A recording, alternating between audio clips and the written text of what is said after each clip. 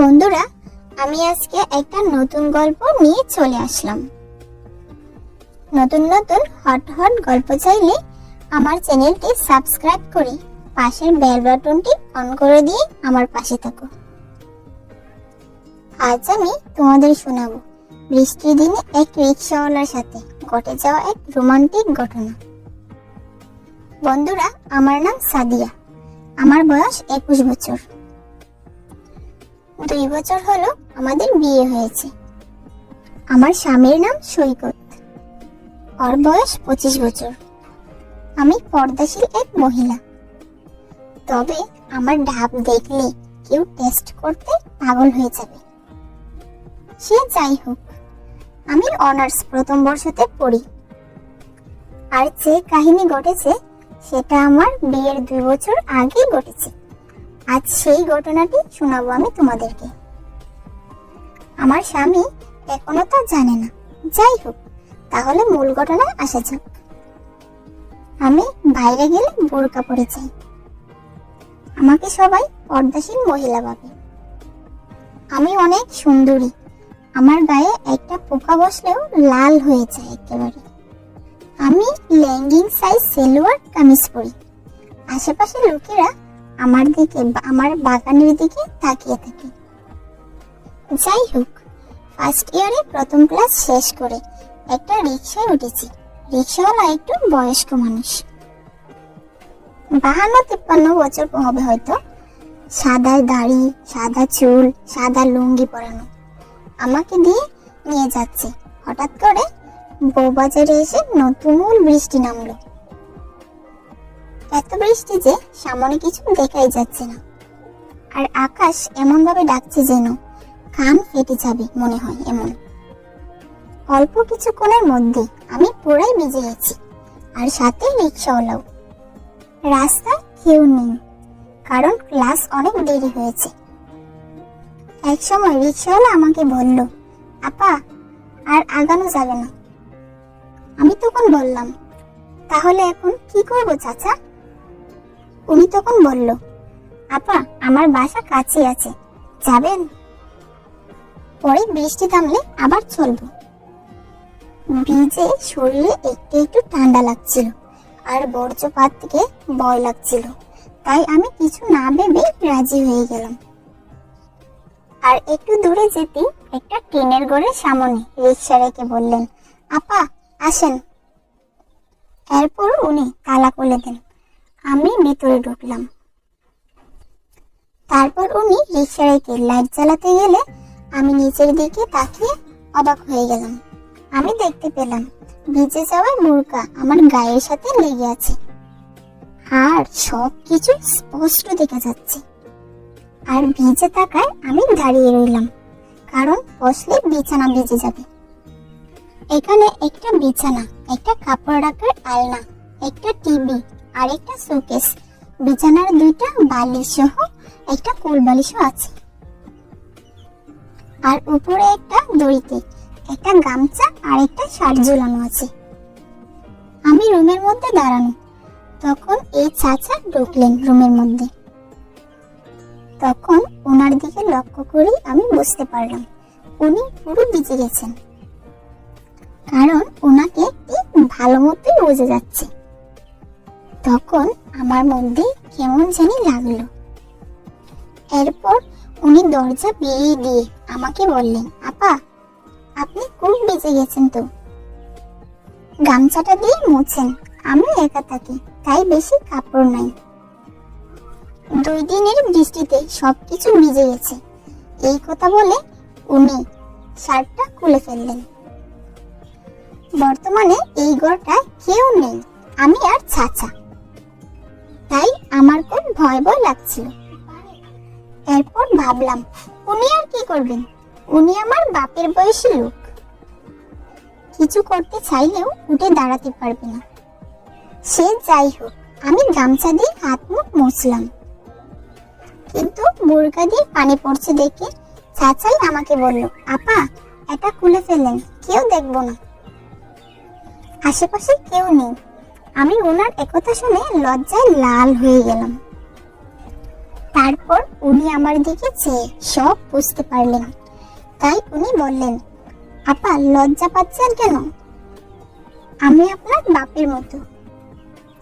আমি ওনার একথা শুনে স্বাভাবিক হয়ে উল্টে গিয়ে ঘুরে বোরকাটা খুললাম। সালোয়ার লেগিংস গায়ের সাথে লাগা, আর চাচার এই আলচাটা পড়ছে। আমি তখন মনে মনে ভাবলাম, উনি সবকিছু দেখছেন।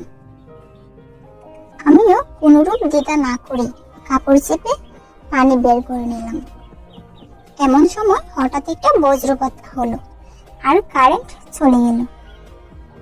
বজ্রপাতের শব্দে আমার প্রচন্ড ভয় লাগছিল, আর ঘরে অনেক অন্ধকার।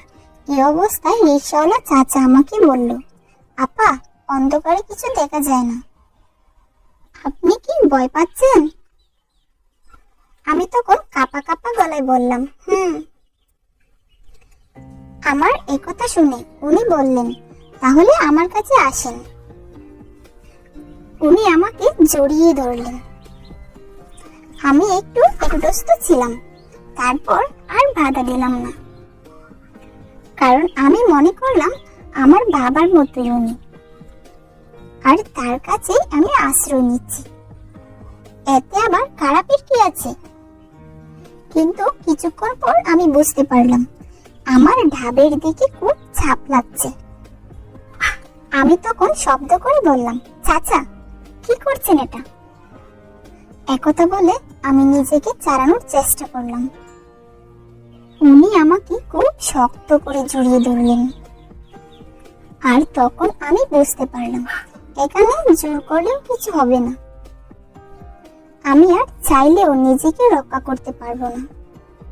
তাই আমি নিজেকে আত্মসমর্পণ করলাম, কারণ আমার অবস্থাও বেশি ভালো না। আর একটু পরে লাইট জ্বলে উঠল।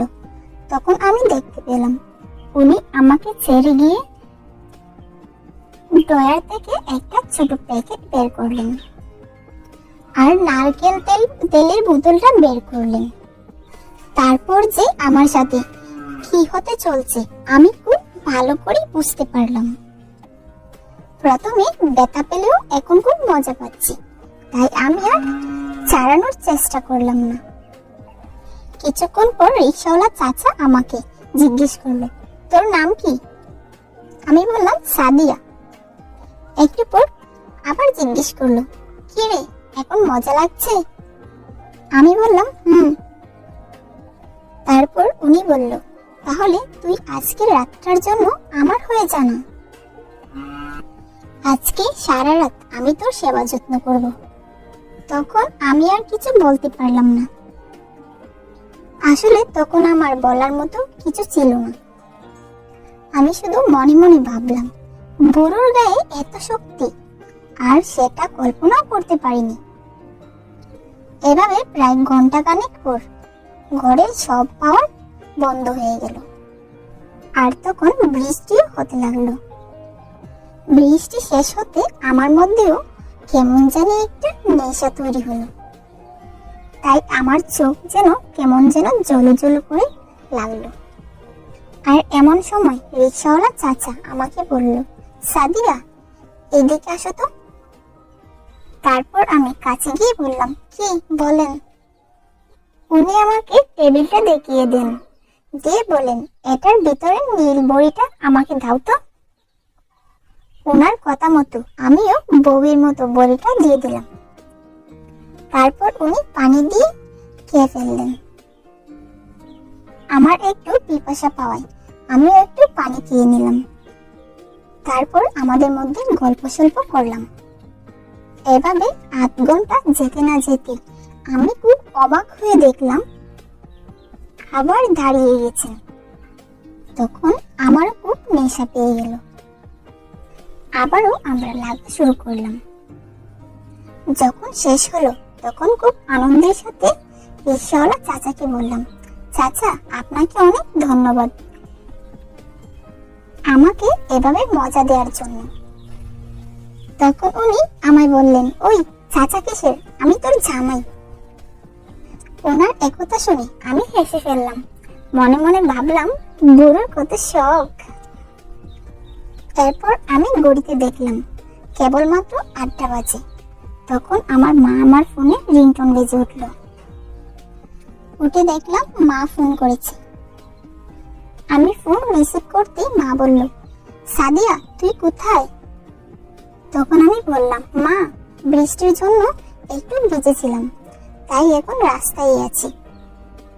মা তখন অবাক হয়ে আমাকে বলল, তুই এখনো বাসায় যাসনি? বাসায় গিয়ে আমাকে ভিডিও কল কর।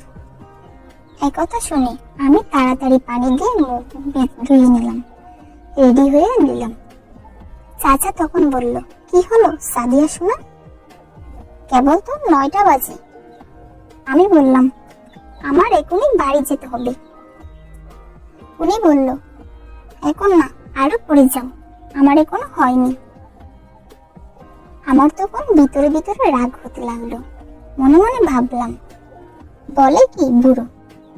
কিন্তু আমি স্বাভাবিকভাবে বললাম, না আর দেরি করা একেবারেই না, এখন আমার বাসায় যেতে হবে। মা আসবে, কিন্তু আমি জানতাম আজকে আমাদের বাসা খালি। কিন্তু একথা না বললে আজ সারা রাত ওই বুড়ো আমাকে ছাড়বে না। তখন বুড়ো চাচা আমাকে বলল, পরের বার কিন্তু এর থেকে বেশিক্ষণ থাকা লাগবে। আমি বললাম, আচ্ছা ঠিক আছে। এখন বাইরে বৃষ্টি নেই, তবুও আমি ভিজে চলেছি রিকশাওয়ালা চাচার সাথে।